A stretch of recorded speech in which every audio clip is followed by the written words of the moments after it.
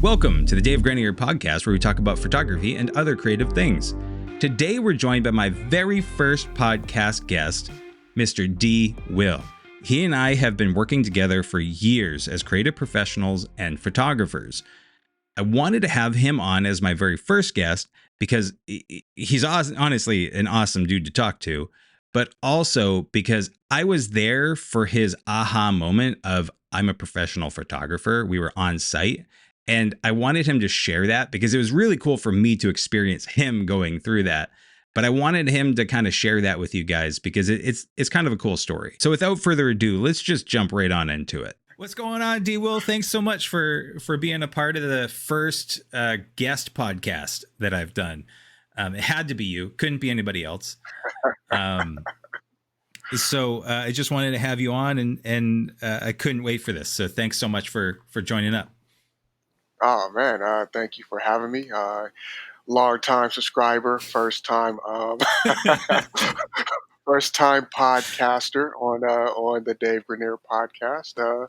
Hey, thank you. I'm looking forward to chatting. Yeah, man. So so let's talk a little bit about your history, our history, so people kind of understand where we're coming from.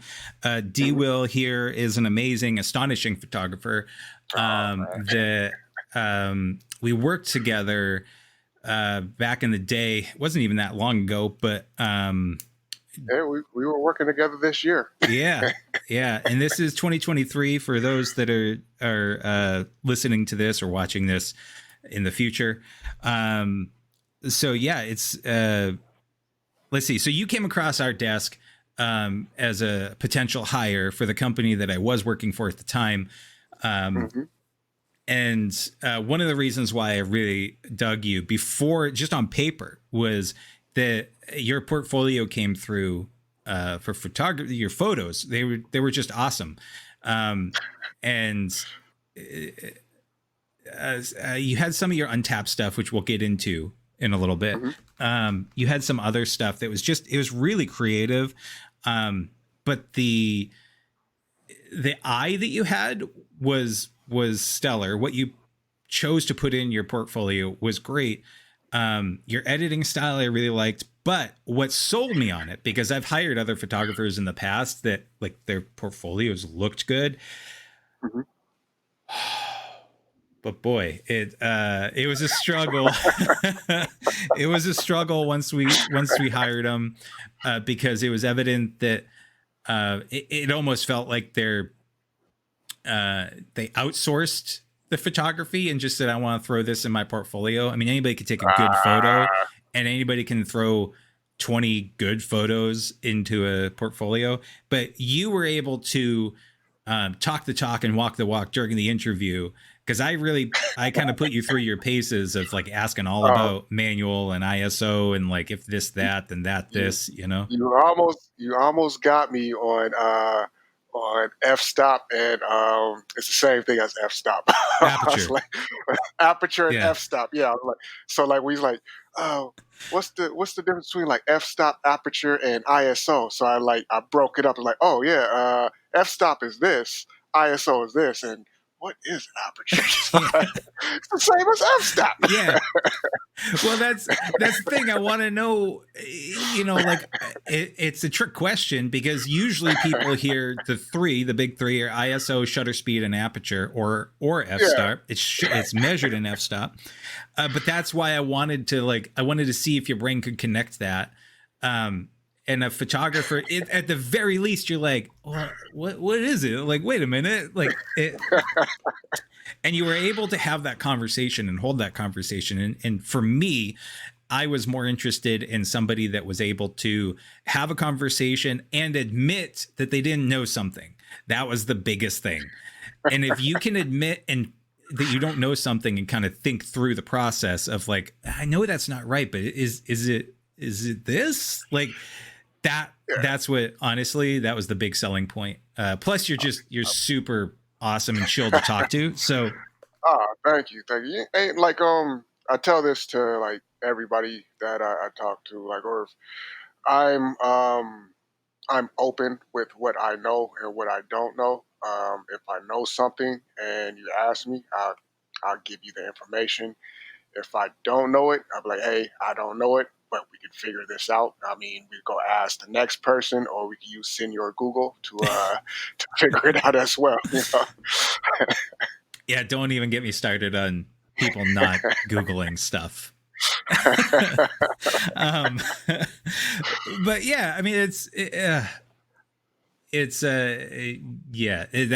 been, I feel like, one of the biggest things that has kept us talking professionally, because it's one thing to have a good conversation with somebody and someone that's cool to chill with, and to be straight, I don't have many people that I can just call up and be like, dude, I got this 16 millimeter f2.8, dude. I took this great shot and it was at f stop this, and and like all the lighting and the dynamic range and like all that stuff. That my wife, I love her, and she's got an amazing photographic eye, but her eyes will glaze over if I go too technical. And I'm like, man, no, you can't do that, because you need the 3-point lighting system, and you need the, which is exact opposite of what I'm doing right now, which is just the 1 point. But it's, as we talked about in pre-show, this is very, very deliberate. Yes, yes. So, This is the style. This is the style. It's Caravaggio-esque, There we go. But yeah, so it's one thing to have somebody you can talk to and just jive with, but then also to be able to work with.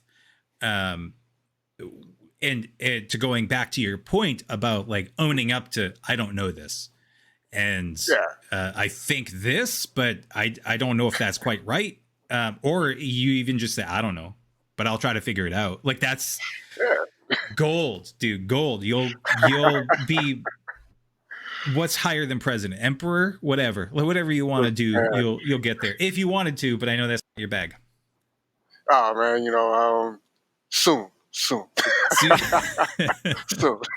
But yeah, it's like one of my biggest fears is like being on the spot saying I know something that I don't know, and then having to like, you know, explain myself when the job doesn't get done. So I'd rather be just like upfront. You know what I mean? I'm like, I don't understand it, but give me some time to understand it out, and I can start knocking it out. You know. Any person that's ever managed a project in their life that's listening to this wants to hire you right now after mentioning that, because it's such a nightmare to give someone something and like go through the process of like, hey, this is the style we're looking for, like in photography, right? So like, okay, these are the styles. Do you think you can do this? And even say, give me some samples of you doing this post-production of, matching this style. And like, if you and I work together and you seem like you have everything, and if I even tell you, because I would, like I talk too much in like meetings, I would like walk you through something, you'd be like, dude, I got it, it's okay. I'm like, okay, let's talk for another 20 minutes just so that I feel better.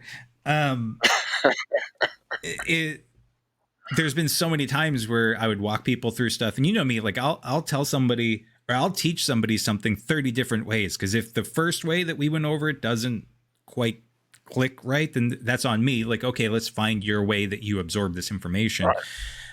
But if you're not at least helping pull the apple cart and being like, dude, I'm still not getting it, like that's where it's like, I can't help you, and you can't tell me, because this has happened where like the deadline is Tuesday at 10. This hasn't happened with you. Okay, I'm not saying that. Now I'm just venting. We're having a venting session.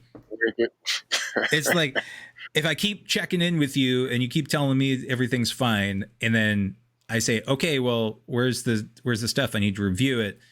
And you're like, oh, actually I had a question. It's like, dude, this is due in 3 hours. You need to have, this is like a week's worth of work that you should have done. What? Like, and then that makes any project manager look terrible, because you got to go to the client and be like, hey, it's not ready yet. It's not my fault. It's my subordinate. Yeah, but you can't do that, Like, yeah, it's I mean, it's just one of those things. Is like when I was a kid, it was taught if you lie about it, the whooping's going to be worse. So That's true.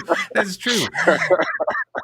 And it's just a good way to be, is just like own. I always say that, and I feel like if I take ownership, even if it's not, even if I didn't screw up, if I take ownership of it, I have control over the situation. If I say, oh, it wasn't me, I can't do anything about it. You know, like, right, does it need to get right, done? Yeah. Okay. Can I figure it out? Probably, or at least good enough to get that deliverable delivered or have that right, uncomfortable conversation. Um, right. but I think that's what separates the the majority of like the higher end professionals are the people that take ownership, like yourself. Thanks, So Chris. now that we've had our kind of ventilation and love fest, I want to talk about, as long as you're good, are you good to, I don't want to feel like I stepped on you or anything. Yeah, you're good. Okay. Let's go. Yeah. Okay. Um, I want to talk about how this is a big reason why you're the first guest. Was we were on the job site together, and it was your hmm first like real big professional gig, and it's a very high profile project. Um, and you said to me while we were walking the site and doing our photos, and I was kind of walking you through, I think it was day one. It was probably day one, because it was, I think we did a 3-day training process with you. It was Yeah. me walking you through, you were shadowing me, then we hmm were like walking together, like we, you know, it was yeah, I shadowed you, and then the third day was just me. I was there as backup, but we weren't really using my photos. Like I Right. was there if Right. you had questions of like, wait, where is the, because it was a big site, so it's Yeah. like there, even just the acronyms that they used were like there, it's, I had to make that map because there was like site A, site B, but they weren't called that. They're like, oh man, come, Funny story is like yeah, I didn't understand that map at all. It's like it's in the army where he's like, "Do you know where you're at?" He's like, "Sure." yeah, And you just kind of lie about it, just like, yeah. "Yeah, of course." I think, yeah, Just in dad mode. in the beginning when they gave us, they didn't even give us that map that I gave you. That was something that I had to create, because they'd say, oh, we're going to have you shoot at XYZ site. And I'd be like, I think that's over here. I'll just walk all of it and just take tons of photos and just give them. Yeah, You know? like the scale of it is just so big. It's like, man, it's this is I don't know where I'm at. It's like, let me just keep going straight and hope I get to where I need to go. Yeah. I ended up in the beginning, when I started to realize what the sites were called, I actually, before I Mhm. made that paper map, I made I made specific locations on Google Maps, and I would label like on, because it's such a Uh, big area. It was almost a 2 mile area, mhm. and it was I would just add little pinpoints and like save locations. So then when they'd say, "Oh, go to XYZ," I'd look it up on Google Maps and be like, "Oh, okay, that's where I need to meet them." But that took me a little while to try to figure out and go through all the different PowerPoints and the stuff that they gave us. I just had to ask straight up a couple times, Yeah, but they get it too, because especially in the beginning, the acronyms are new to them, you know. yeah, yeah. And companies just like to make acronyms just to make them. It's part of being a company. Yeah.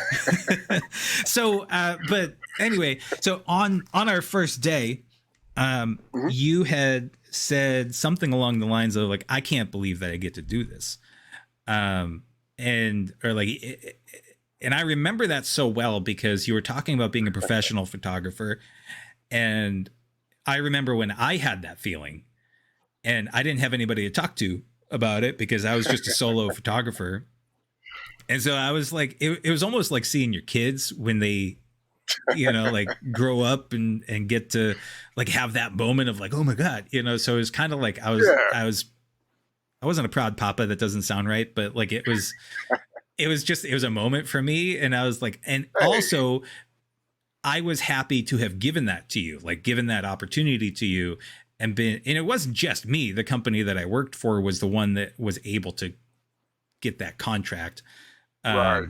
Like but it was such a moment for me. So that's why you had to be here, and you had to be the number one Hey, guest. So thank you. I um, get a headband now. yeah. So tell us a little bit about your feelings on that, like maybe some struggles that you had with coming to grips with that, if any, because I know a lot of us have a hard time with like, oh well, I can't apply for that job because I'm not a professional photographer. Like what triggered you to get to that point? To the point of applying to Oopsie. oh, to applying to our job. That's okay. That's okay. I could probably cut it out in post. That Um, was a Freudian slip. I'm sorry. yeah. uh, to the point of applying, or to the point where we were on that in that moment, and I told you I couldn't believe I was doing this. Or So two points. So I guess I asked two questions in one. So tell us a little bit about that feeling when you first were like, "Whoa, shoot, this is awesome!" Right I remember where we were when you said it, yeah, but I remember was it? the area of the site. But and then I feel like it was the Oh, go ahead. and the second would be what made you feel like you were confident enough to apply to this job, even though the job that you were applying for was not a photography job. That was an aspect of it, but it wasn't like the primary purpose of it.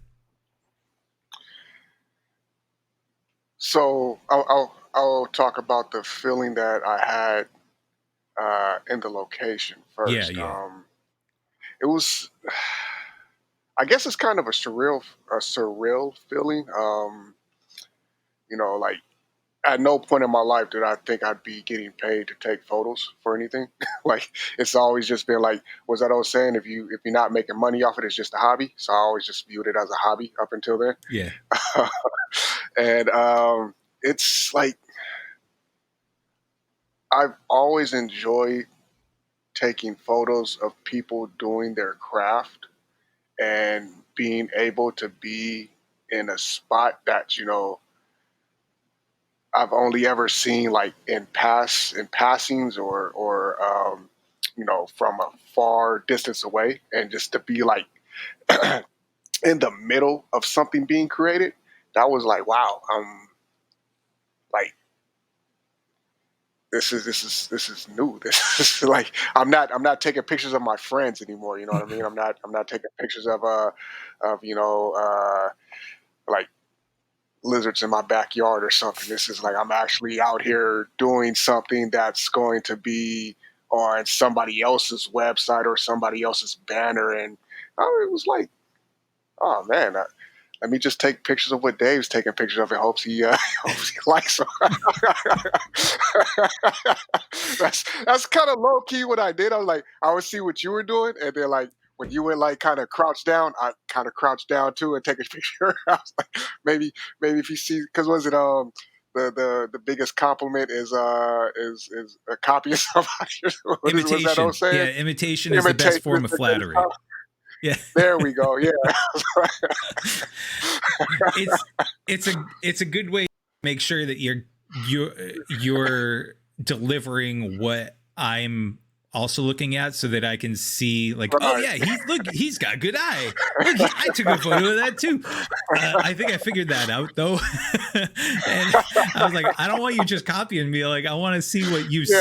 see. Like, you know, but it was your first visit there, so, Right. but Right. that's why And it was oh, I was just gonna it say was, it that was oh yeah, go, you go.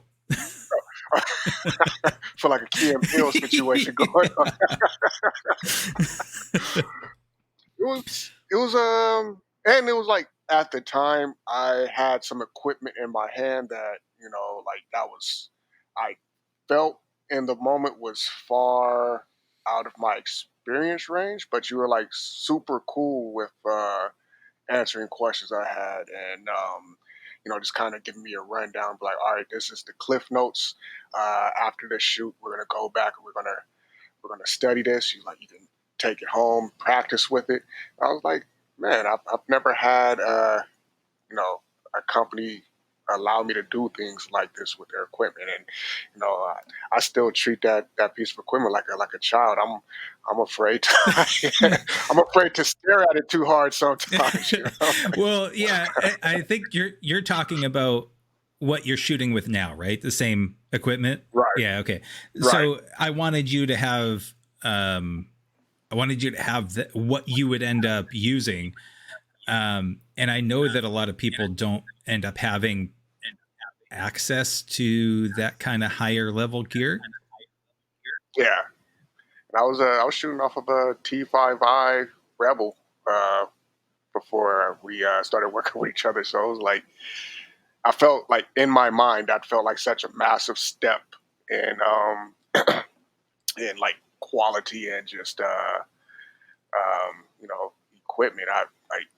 I go to Best Buy and look at those cameras, but it was like maybe Yeah. someday. Well, for those that are actually curious about what the tech specs are, it's the EOS R, which was only like 2 years old at that point. I mean, now we have the R6 Mark II, which you've Hmm. seen is glorious. But the Tamron 24 to 70 f2.8 fixed f2.8, which is a heavy beast, which is the equivalent, more or less. It's weather sealed. It's more or less this equivalent to the Canon of the same caliber, but it's also a lot cheaper. And they're L series lens. And then it's not just that. I mean, that by itself is, I think, close to $5,000.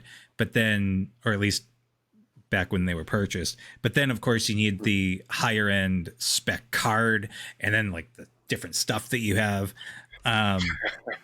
So yeah, it's a good piece of tech. It's a full frame lens. It's actually what I'm using right now to record this live stream. It's way overkill because not this live stream, but this podcast. This podcast is only recorded in 720 using this StreamYard that we're testing out here. But I think it looks good. So, but anyway, yeah, I had not a T5, it was a T7i was my first kind of like foray into the digital. Well, after my Sony Alpha 100, which was just like, that's talking about, it didn't even do video. That was 10 megapixels, I think. And that was a beast. That's honky. But, yeah, so I feel like what you described is what a lot of people end up going through. Maybe not to that degree, because you got a professional, like a high-end professional level gig, kind of your first venture out as a photographer. But you wouldn't have been there if I didn't feel like you were up to the task based on our conversations in the portfolio and you admitting to the like aperture and f-stop, like, are they the same thing? So and I will say this too.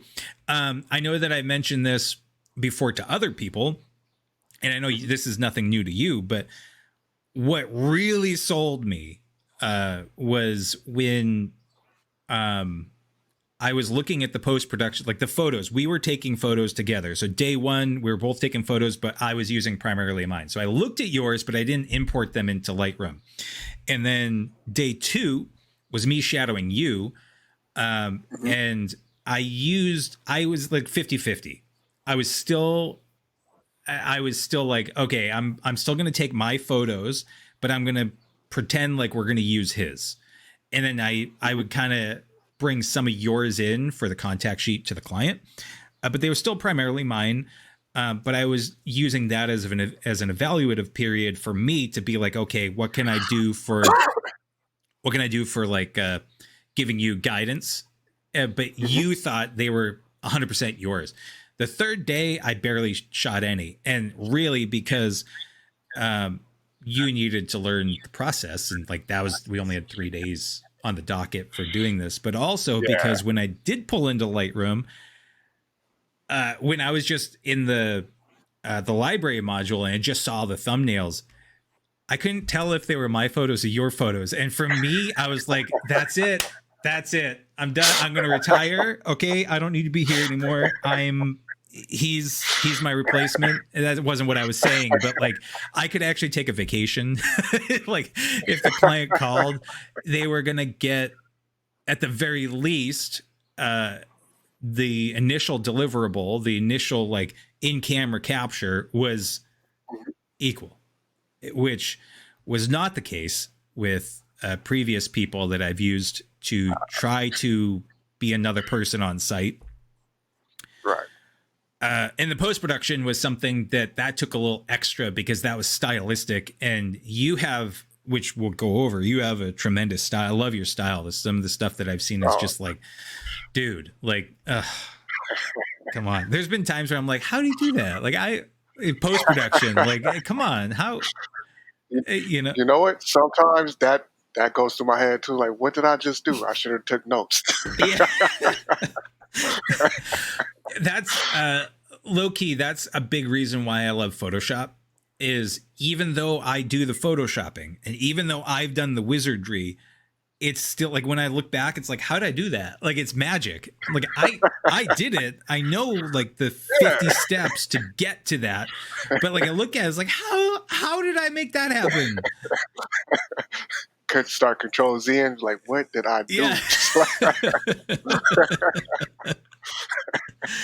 I think that's good to constantly be in wonder of your own. Okay, I don't mean this. I'm not trying to be non-humble, whatever the opposite of humble is. I can't think of it right now. But I'm to be in pride? to be in awe of your own talent sometimes. There's nothing wrong with that. Yeah, I think to look back and be like, dude, I did that. Like, what? I did that? Like, I think that's such a cool feeling. I get that with photography. And I think it's because I've wanted to be a photographer since I was young. And then I was told that terrible lie of like, oh, you can't be a photographer. You're not going to make any money, you know? And then, like, I wish my parents were still around because I'd love to be like, look what I do for a living. And dude, you can make good money.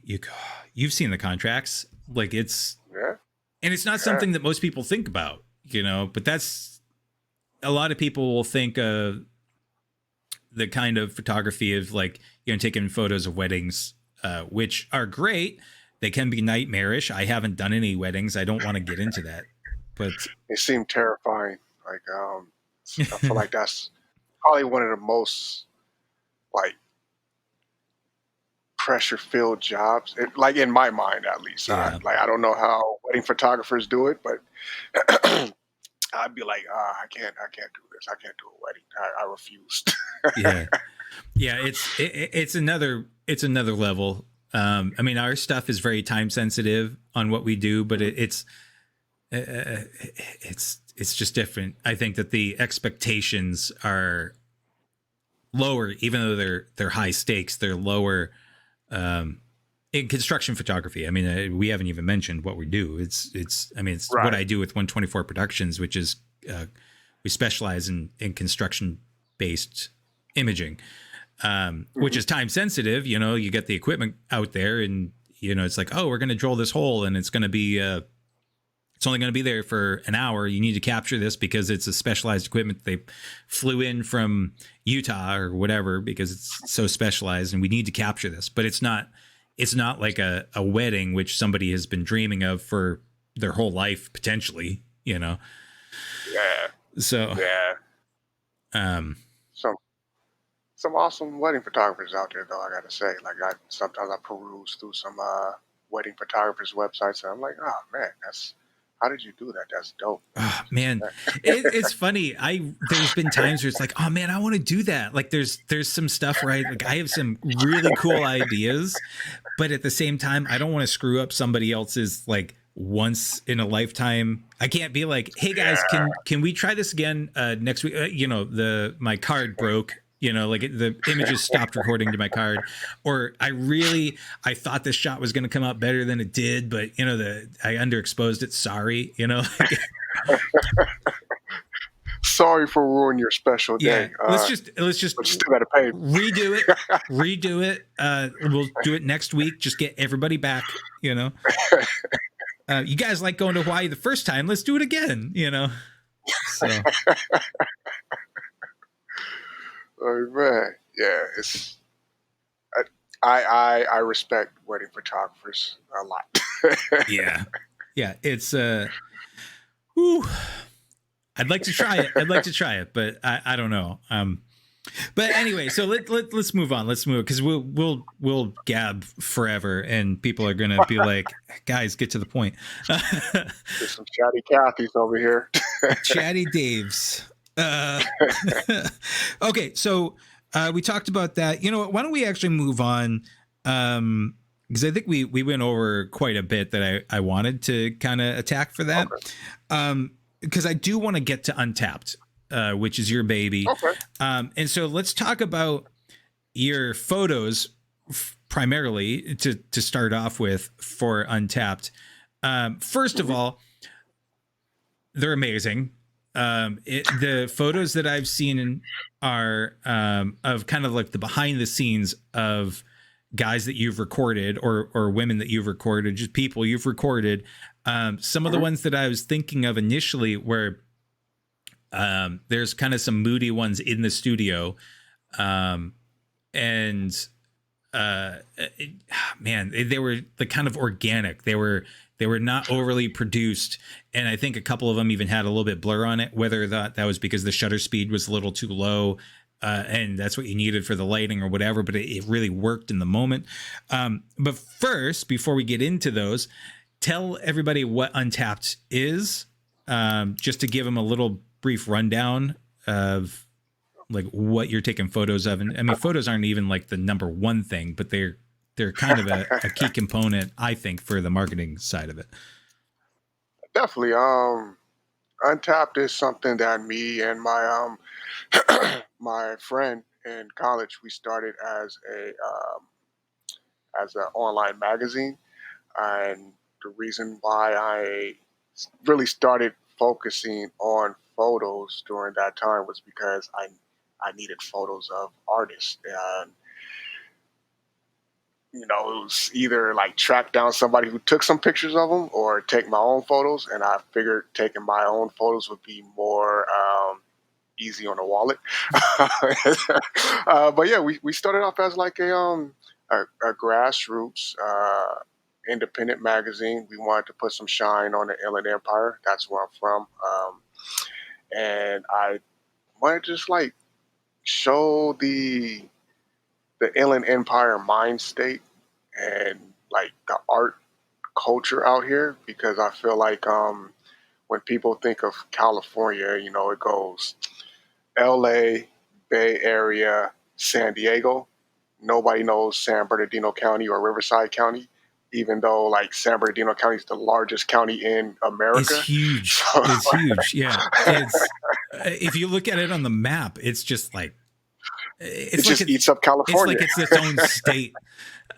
Yeah, But it is fairly barren as far as like it's a lot of like travel roads, but there are definitely a lot of people that live in it.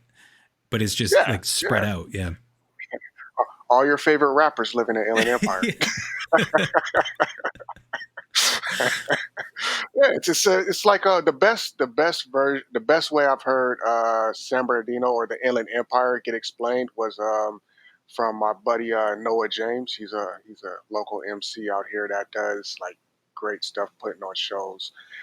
But he said he sees Inland Empire as like kind of how New York has boroughs.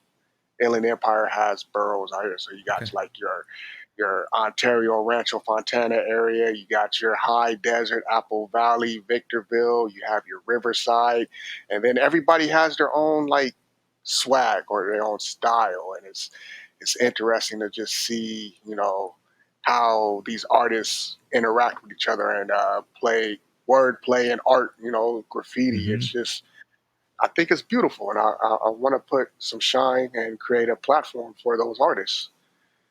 Yeah, and so that's one of the things I like that that kind of boroughs thing, because actually Chino and I think Chino Hills are part of San Bernardino County, and they're not.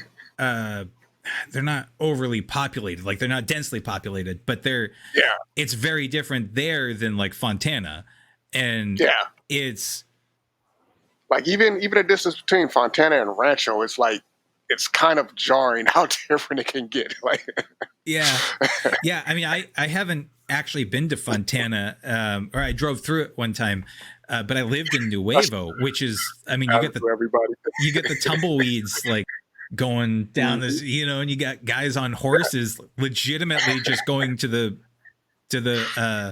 actually I think we did have a saloon. But they're going to the Yep. corner store, the general store, and they actually had a hitching post. You had regular cars there, but Yep. they had a hitching post. And then you go from that to like Chino, which is like a regular suburban area, Hmm. and it's but they're not terribly far apart. Like it's all No. part of the same county, and it's so Yeah. diverse. It's like don't for your viewers who aren't from California, don't be fooled by what GTA 5 depicts San Bernardino as. Okay? We're more than just we're more than just where Trevor lives. Like, I haven't actually played that. Now I'm gonna have to. I didn't know that it was based in San Bernardino. I'm gonna have to go see. I'm gonna have to play that now. the general area where Trevor is, that's supposed to be like that's the depiction of like San Bernardino. That's what LA people think San Bernardino Oh, is. okay. I could only imagine. Um, but yeah, okay. So Untapped. So you're giving people kind of a voice for their voice. Um, because I've heard a little bit of some of the people, but I've primarily focused on the photography, obviously. Um, but yeah, that's really cool. I know that you're very passionate about it, and I know that like it really lives in your heart, what you're doing. And I mean, I think one of the best ways to actually talk about that is about the event that you're doing. I think this is the first event um Since COVID, since yeah, before COVID, like what, 2019 was your last one? my last one. Yeah. Yep, And yep. I know that like that was something that we talked about in your interview, actually, because I wanted somebody that was interested in something more than just like they had some sort of passion project, even if it wasn't had nothing to do with what we're doing. It just having that like, what are you doing outside work? Like what interests you as a human being? Like and I liked your voice of like you had this and it was bigger than you, and that's I liked that. So why don't you tell us about that event that you got coming up? My event is called Street Glyphics. It's a street art competition that we hold for the youth out here in the Inland Empire. Um, it's a platform for the street artist element of hip hop, but we also bring in some MCs, some DJs, and other vendors and stuff just to keep things more interesting and alive. It's something that like my mentor in school gave us the idea about when we were pitching Untapped to him. He's like, you guys should just do an event, and have that be a part of the brand. Like I've never. I can't even put on a birthday party for myself. How much, you know what I mean? I'll be straight. If your teacher, the way that he's just like, you guys should just put on an event. There's so much That's involved. Like there's permits and like but like your event is not just like five people getting together on the corner of a street. right, Like it's huge, dude. Like I don't. yeah. But it's what I think the way because he's a really smart guy, and I know he knew that, but he was trying to bait us in and trap us. It's like, so he made it sound so simple. He's like, yeah, all you got to do is just go down to City Hall, go to the Arts Council, give them a pitch, and they'll give you money. And I was like, can't can't be. You're like, call them right now. I literally called them like 30 minutes later. I was like, hi, my name's David. I want to put on an event. Can I talk to the Arts Council, please?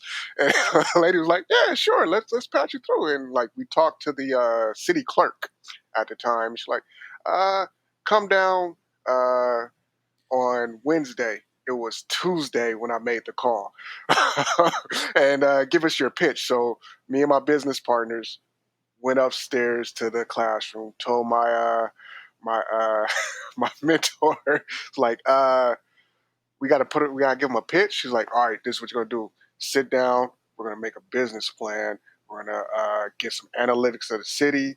We're gonna do a couple of personas for like John, was it John Q, or what's the John Q. Public. yeah, John Q. Public. This is what he likes. This is his hobbies or whatnot. You guys pull some stock photos and put it in there, make it look nice. Take it down to Office Max to get it binded. Go in there tomorrow looking decent. Wear a tie. I hate wearing ties, so he had to tell me to wear a tie. He was like, and then pitch it. Just sell it to them the way you guys sold it to me.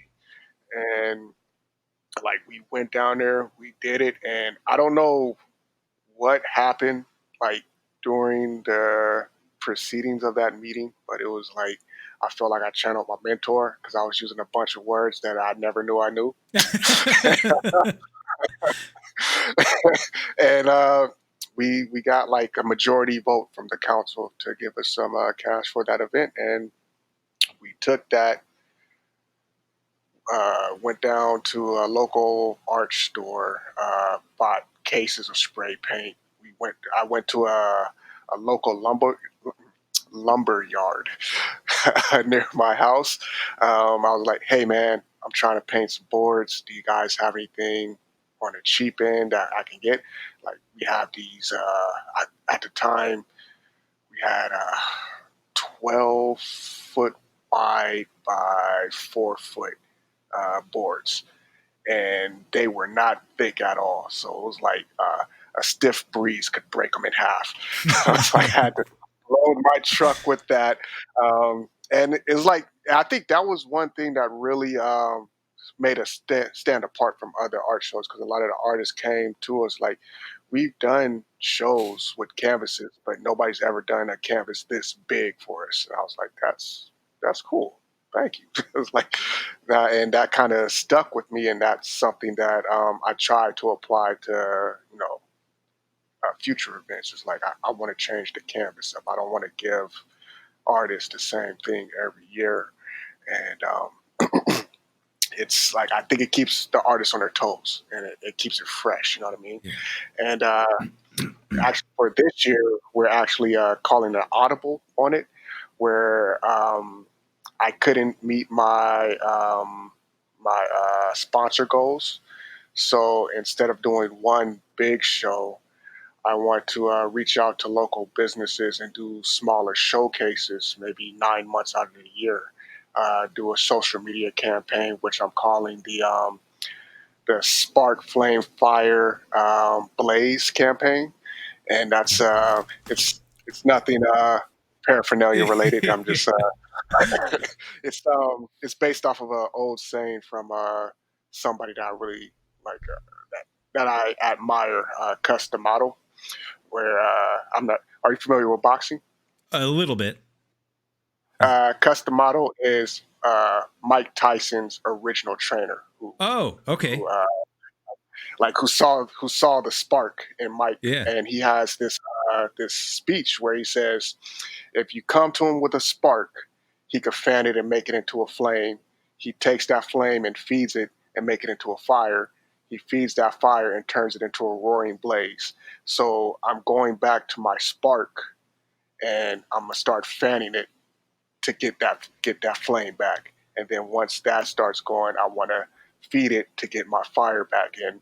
And once that starts going, I want to go back to the original concept. And the idea was to make this a city event. Like, I want to take over a block and just have dope art, dope performers, and just like an awesome time with the community out there, just having fun and enjoying, the art that these young artists are putting out, and just appreciate. That's awesome. And you said it's like a 9 month thing. Is that? Is that I want to do a 9 month campaign. So I'm looking at 3 different locations. I want to do a location each month, and I'm spreading it out in the IE. So I have a location in San Bernardino that's allowing me to host it there. I'm talking to a location in Fontana at the moment who's interested, and then I have a location in Redlands that I want to reach out to. Is a buddy, the buddy that owns the tattoo shop. I want to see if he'll be willing to let us use his space, and I just want to do something more intimate. 2 artists, 1 performer.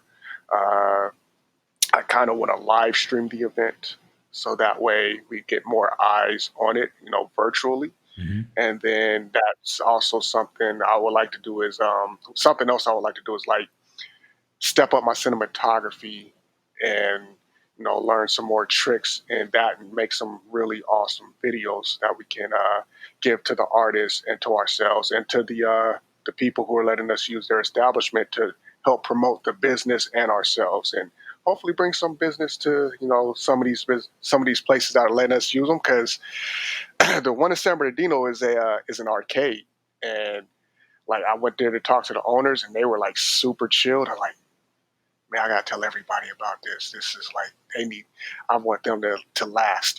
This Yeah. is it's like San Bernardino doesn't have too many staples. The city of San Bernardino doesn't have too many staples left, and it's like we gotta maintain what we have right now and appreciate it and let people know it's out here. So that way, once people start to know where San Bernardino is when they talk about California, they could go to these places. Yeah, yeah.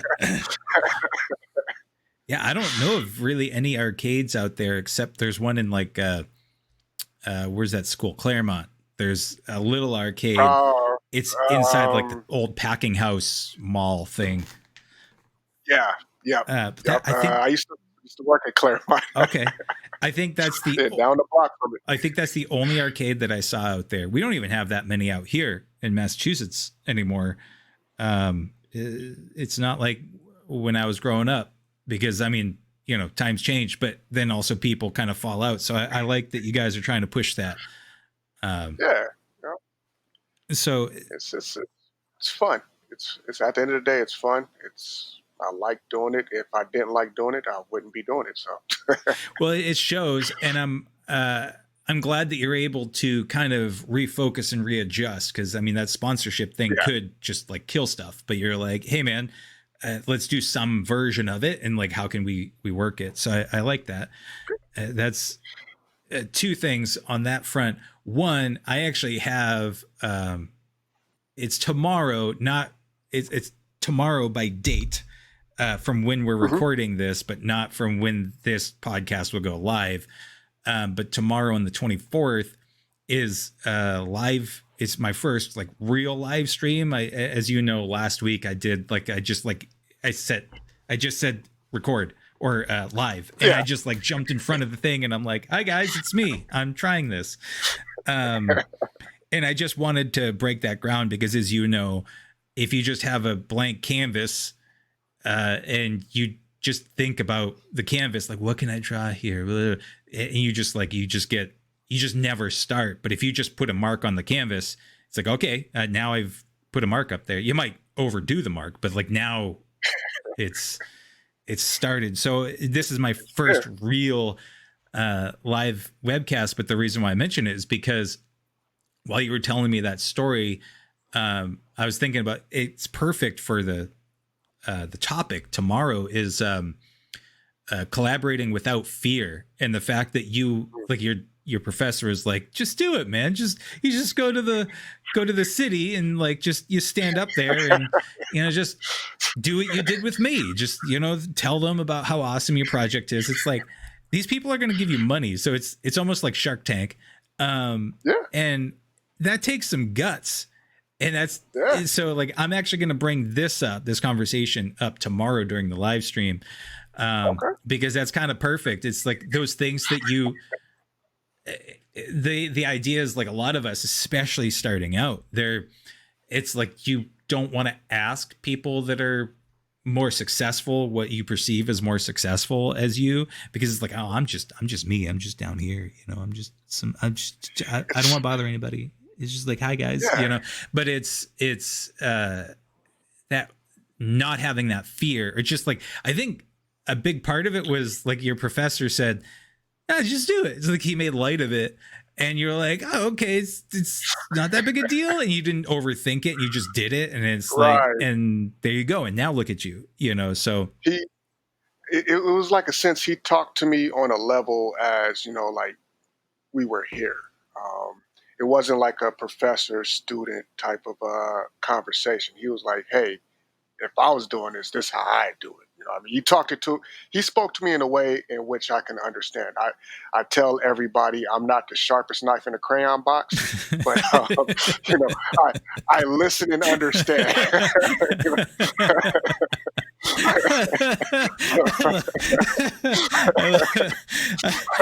I think you've said that to me before, and I think I had the same reaction. Sharpest knife in the crayon box. I like yeah, that.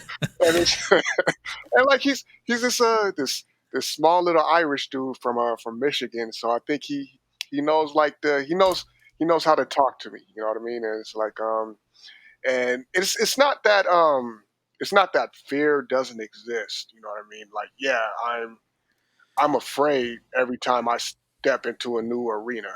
Um, but again, I go back to Customato where he says fear is like a fire. If you let it overwhelm you, it'll consume and destroy you. But if you can, you know, grab that spark and control it, you can have it work for you. So it's like, it's like I can sit here and just burn, or I could try to control my emotions and guide them in the right direction. Like find that emotion inside that fear that wants me to keep going, and then just ride that wave. You know what I mean? So that's like, okay, like I'm afraid, but let's see how this plays out, where this goes. Yeah. I think that goes back to the whole like taking ownership of it, and then you have some control. Um, Yeah. and that's so important to do, but it's overwhelming when you are sitting in it, when you're afraid. Yes. And Yes. it's very easy to just let that spiral. And Wow. I mean, I've been there many times, and every single time I've gotten out of it, like if it was a deadline that I had coming up, um, and I was just overwhelmed, and it's usually that overwhelming feeling was because I didn't have a clear direction.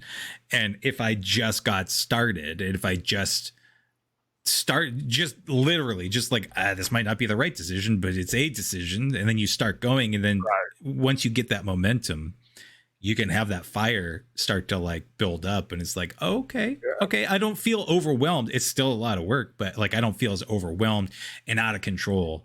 um Exactly. yeah, so It's amazing where like if you just know like how can I put it?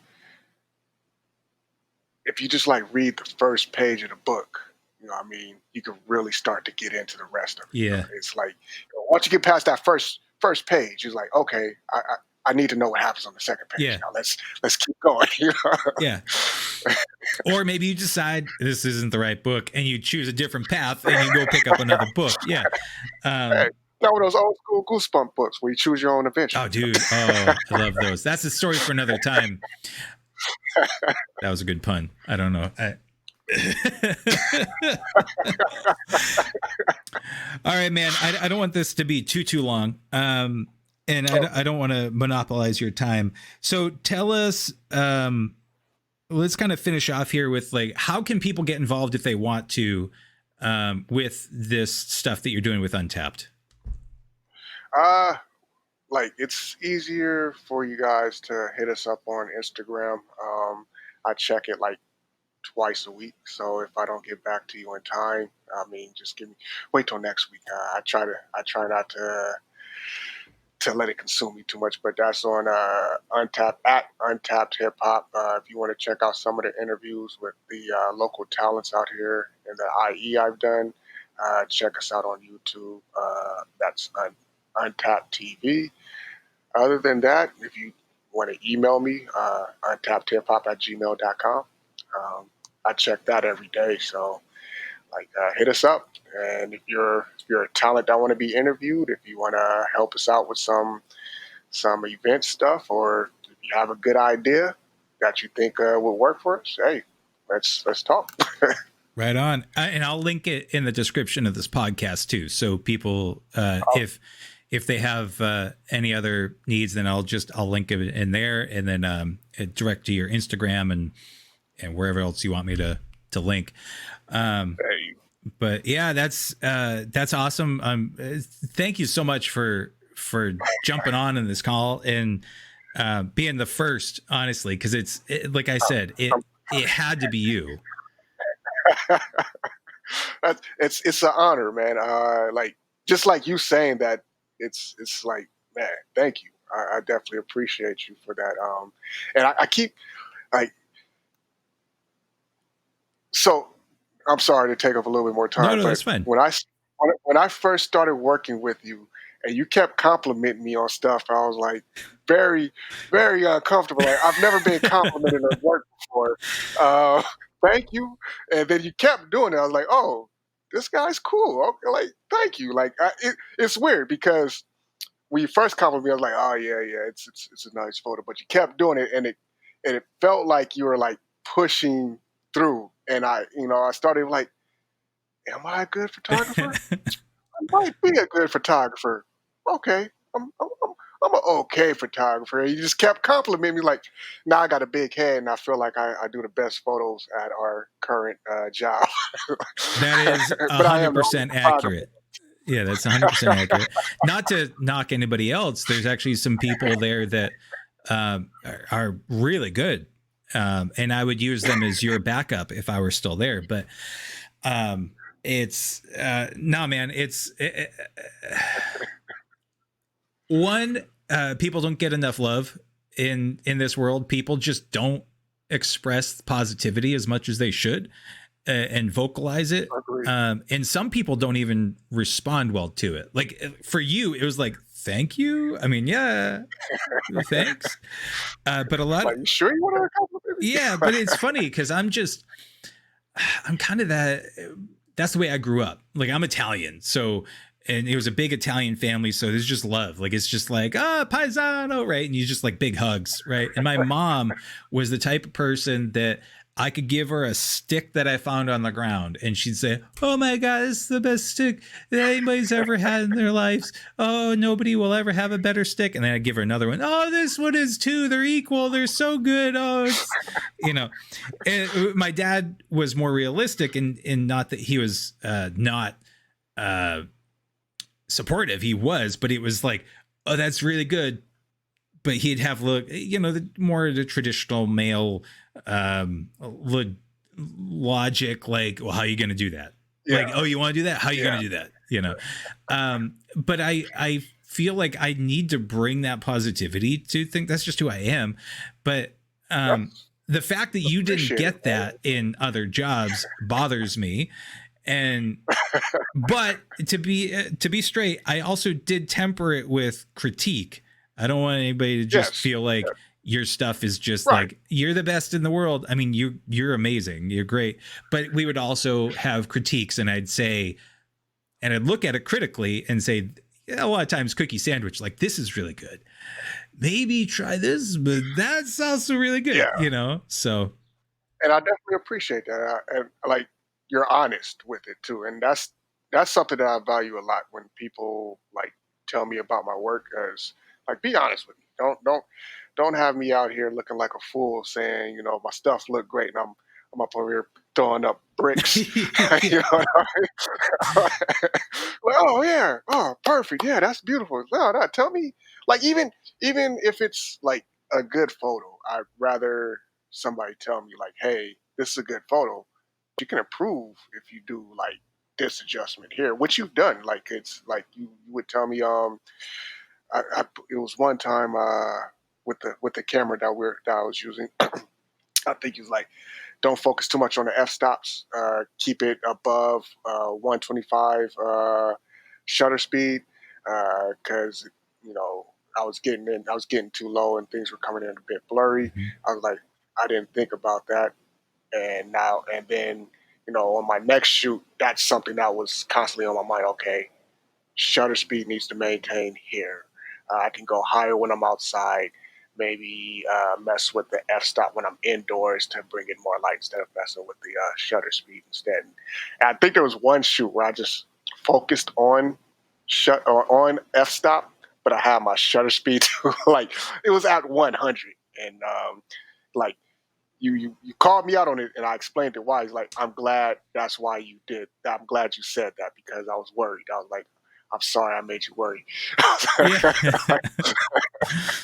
Well, not to get too far into it, but I've had photographers where I'll tell them that. And it's like the minimum is 125th because of the focal range of what you were working at. I didn't want to overwhelm you with that stuff, but I've had people who are like, do not go below 1/125th. Leave it at that. Everything else adjusts accordingly. And I've had them bring it down to 1/30th. And it's like, you can't do that. You're at 70 millimeters or higher. And the stuff, the construction that we're trying to capture is a dude moving. You need to stop that motion, except maybe if you want to, unless you want to intentionally not stop the motion, but I can't deliver 400 photos in a contact sheet and 350 of them are blurry unintentionally. Like that's right. So no, we worked a lot together with reviewing and stuff, but it was always like you would take that stuff and you would absorb it and then use it next time. I knew if I told you something, I wouldn't really have to tell you again. You would own it, but you would say, oh yeah, I went down to 100 because like you had a reason for it. And and that's good. That's good. If you have a reason for it and you know what you're doing, go for it, So, but, yeah, man, that's a good love fest. That's a good love fest. Well, thanks for being on. We'll definitely chat, as you know. We always chat. So and we'll probably have you on the podcast again later on at some point. So thanks for coming on. And then again, we'll throw up those links for everybody. If people that are listening to this, be sure to check out on Instagram and look at Untapped. And he's got some stuff on YouTube too. So make sure that you give him some love over there. Him and his the guy that the two of you are working on that together. So yes, thank you for having me, man. This is awesome. I don't sit in the front of the camera too often. So. Yeah, I know. Yeah, we're photographers, so we're comfortable in the back.